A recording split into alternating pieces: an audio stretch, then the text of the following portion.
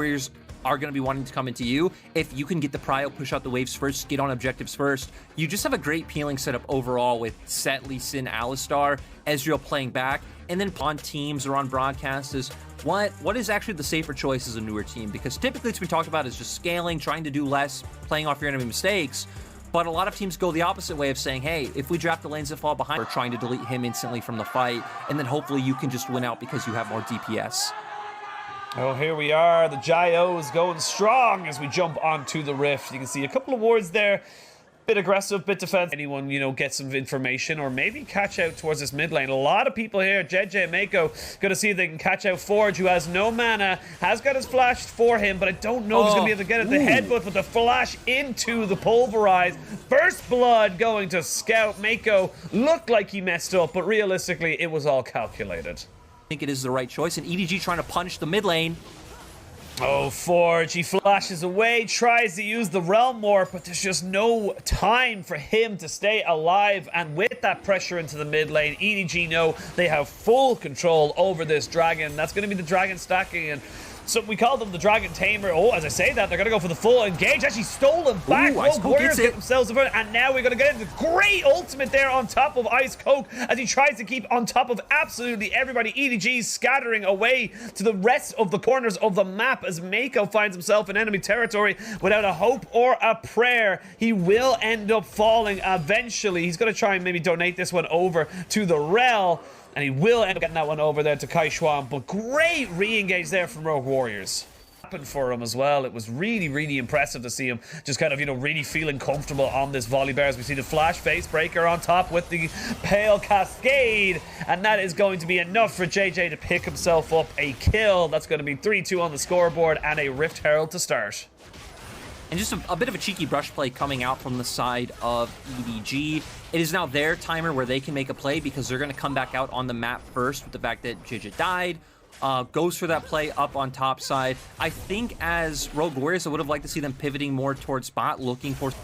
Yeah, giving them for free, and not only that, but you're also giving EDG time to be able to maybe go for a rotation against this dragon. So, Cloud Drake going down. It will be secured by Rogue Warriors as the double TP does come in. Flash in from Mako, gets the 3-man pulverize as the paranoia goes dark, and everyone's trying to see where they all are. You can see Force just on the backside trying to be machine gun Kelly as Betty picks himself up. A little bit of a kill. They're so low. 8917 has almost gone down. He will end up getting taken down there by the Sonic Wave, and this fight's a little bit scrappy. It's a little bit all over the place. Viper still very, very healthy. If he can land 1 or 2 Mystic shots, you know he'd be able to take this fight, but he just can't do it. It ends up being a 3-for-2 trade in favor of Rogue Warriors, and they got the dragon. Scout especially extremely strong right now, to where on the other side Betty still doesn't have his compared to Viper. It's a 4v5 right now. They do have the paranoia. Actually do not get Ice Cope, but they jump straight in on top of Scout. He is deleted straight away. The paranoia was used on him as Force flashed away. They do get a nice little ultimate there from the Diana to try and lock everyone down, and you can see the health bars just aren't healthy enough for the side of Rogue Warriors. EDG, despite really being a 4v5, just have too much damage. Those mythics really coming in clutch.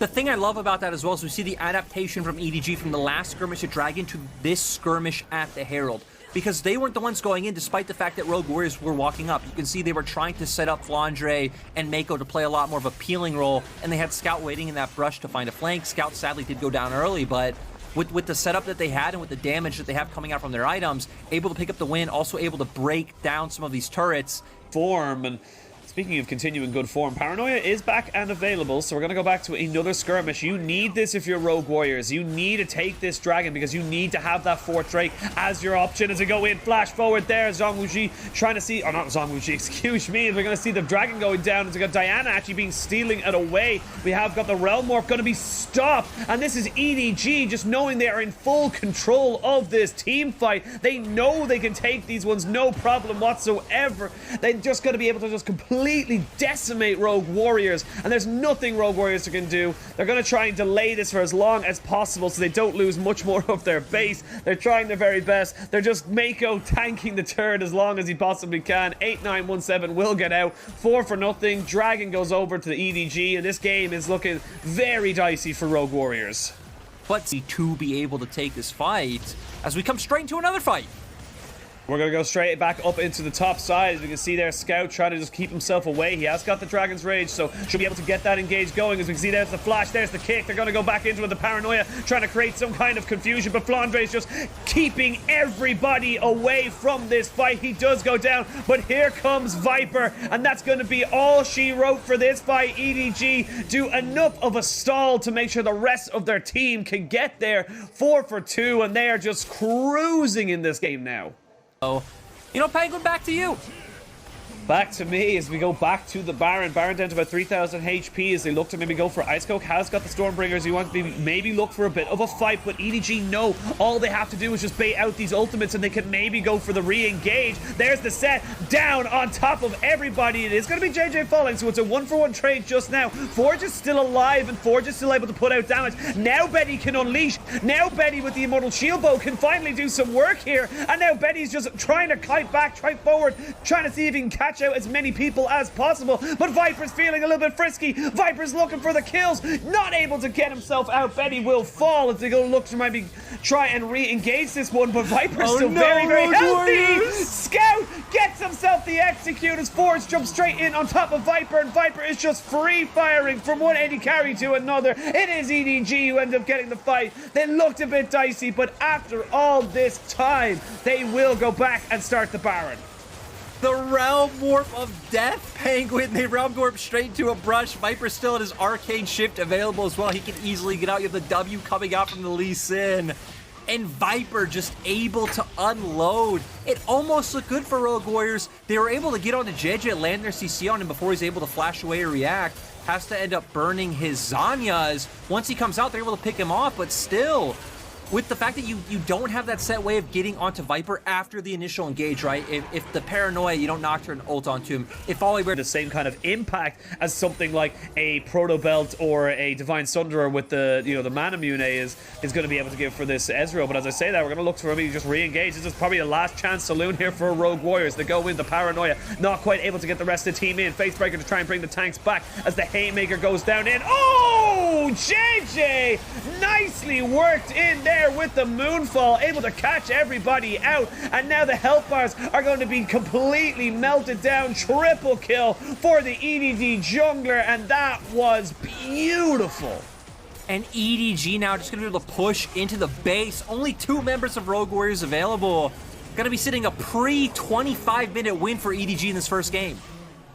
Yep, there's not really a lot you can do here if you're Ice Coke and if you're Forge. You haven't really got the damage. If you can see them there getting jumped on straight away by Scout, and still waiting for the minions to kind of really file in here. The Baron buff not as effective at bringing the cannon minions in, but with the Nexus turrets falling, the Nexus is next to go down, and in 25 minutes, it is going to be EDG with the first win of the series.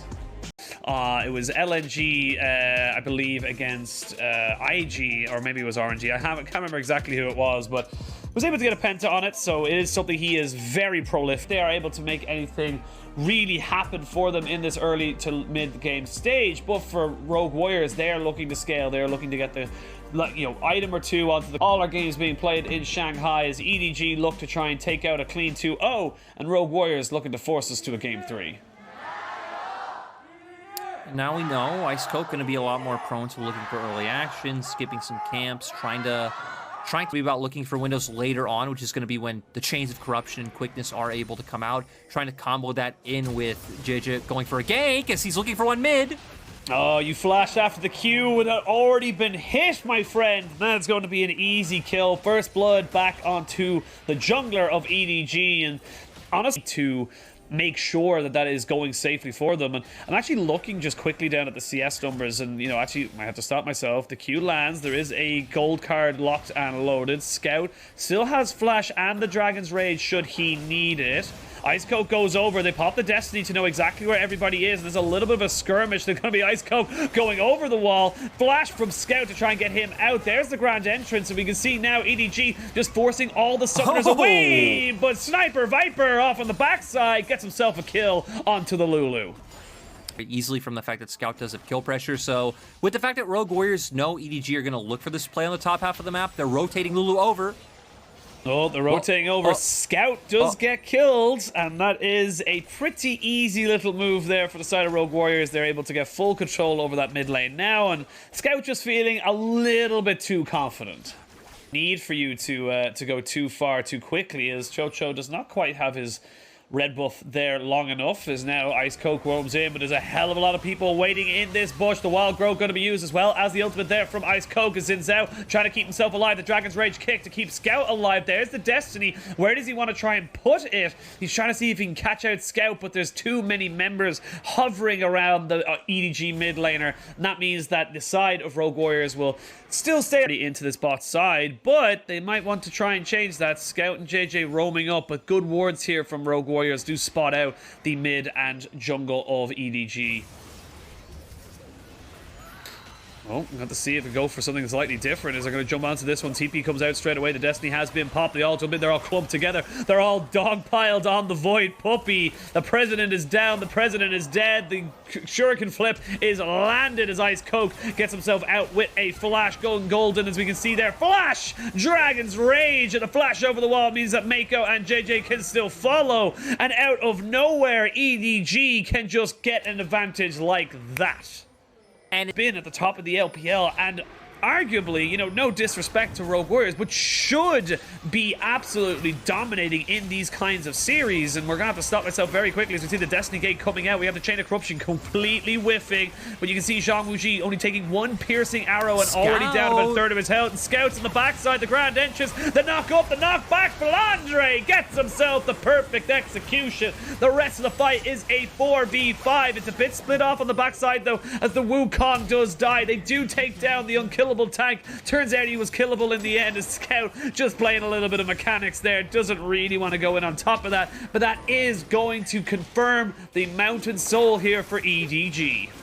That earlier vision paying dividends with Scout able to find the massive flank. Hits the kick onto Zhang Wuji, and with the Void Puppy down, Rogue Warriors are left with nothing to be able to take a fight off of Edward Gaming. To contest, like you're saying, with the fact that they have sold, that would be the nail in the coffin, but Forge going to try and find an angle. Flandre doing a nice job of playing keep away, though.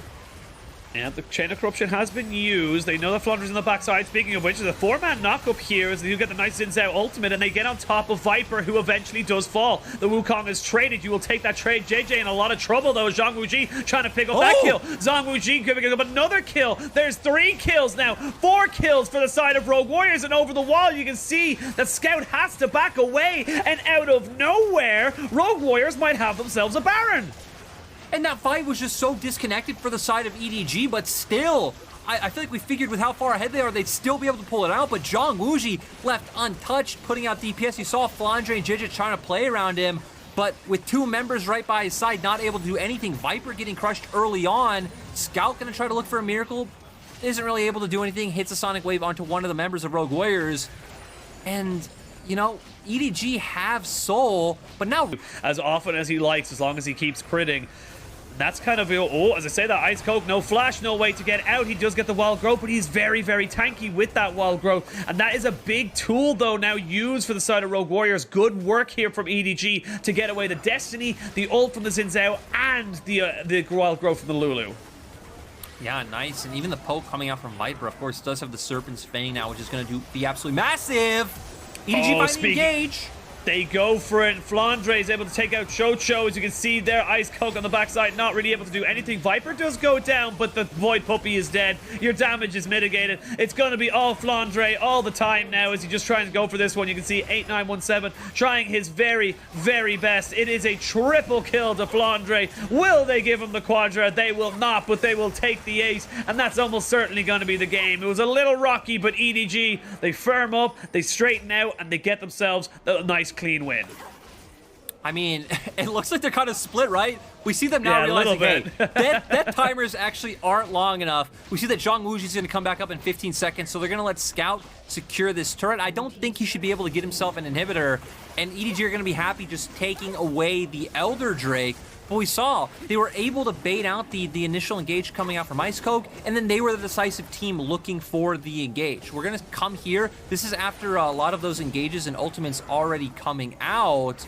and then Scout off to the side. Flandre able to dish out a massive amount of damage, but in the end, it is Mako finding his way on, and then Scout with the flank is what puts Zhang Wuxi out of this fight. And this is the big difference from last fight, right? We see Scout playing with these angles. We see Mako able to go for these engage options after they bit the quickness.